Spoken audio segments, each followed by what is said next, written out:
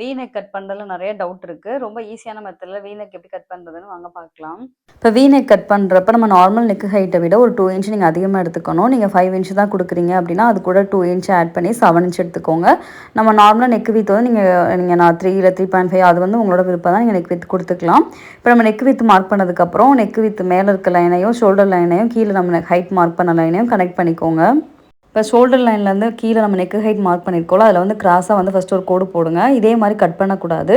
இதோட சென்டரில் வந்து மார்க் பண்ணிக்கோங்க. சென்டரில் மார்க் பண்ணிவிட்டு வெளிப்பக்கமாக ஒரு 1/2 இன்ச் வச்சுக்கோங்க. இப்போ ஃப்ரெஞ்ச் கர்வ் ஸ்கேல் எடுத்து நான் எப்படி ட்ராப் பண்ணுறேனோ அதே மாதிரி ட்ராப் பண்ணுங்கள். நீங்கள் ரொம்ப கிராஸாக ட்ராப் பண்ணுறப்போ உங்களுக்கு வந்து நெக் வந்து ரொம்ப க்ளோஸ்டாக இருக்கும். அப்போ வந்து பார்க்க நல்லா இருக்காது. இப்போ நான் எப்படி ட்ராப் பண்ணியிருக்கேனோ அதே மாதிரி வி நெக் வந்து நீங்கள் ட்ராப் பண்ணிக்கோங்க.